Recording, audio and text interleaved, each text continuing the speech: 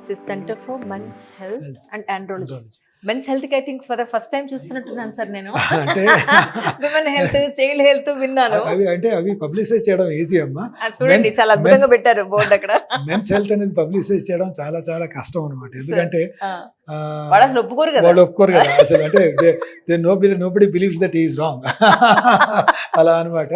But of late అంటే మన general పబ్లిక్లో awareness about their men's health, అంటే దేర్ మెన్స్ హెల్త్లో అవేర్నెస్, దేర్ ఈ ఇన్ఫర్టిలిటీ ప్రాబ్లమ్స్ అనేది ఎక్కువైపోయి ఎరెక్టైల్ ఫంక్షన్స్ ప్రాబ్లమ్స్ ఎక్కువైన తరుణంలో it has become a very common speciality or very required speciality.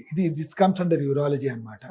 So ఇంతకుముందు అందరూ యూరాలజిస్ట్ ట్రీట్ చేసేవారు. మళ్ళీ అదే నేను ఇందాక చెప్పిన ప్రిన్సిపల్ ప్రకారం ఒకరు ఒకటే చేస్తా పోయారు అంటే దాంట్లో వాళ్ళకి రిజల్ట్స్ ఎక్కువ వచ్చి బెటర్ వచ్చే అవకాశం ఉంటుంది. సో ఆ క్రమంగా we started this department of men's health and andrology. So there is somebody who is looking in to this department exclusively, who look in to this అనమాట. వాళ్ళు అవే చేస్తారు. ఈ ఆండ్రాలజీ అంటే ఎస్పెషలీ మెన్స్ హెల్త్ అంటే మనం mostly concentrating on andrology. అంటే బేసిక్గా వాళ్ళ ఎరెక్టైల్ ఫంక్షన్స్ కానీ, అంగస్తంభన లోపాలు కానీ, లేక వాళ్ళ ఇన్ఫర్టిలిటీ కానీ, అంటే పిల్లలు పుట్టకపోవడం, సెమినాలిసిస్లో లోపాలు కానీ, పినైల్ కర్వేచర్స్, కొంతమంది పెనిస్ కర్వేచర్స్లో ఉండడం కానీ, పినైల్ డిఫార్మిటీస్ ఉండడం కానీ, అటువంటి వాళ్ళని ఈ మెన్స్ హెల్త్ కింద రావడం జరుగుతుంది.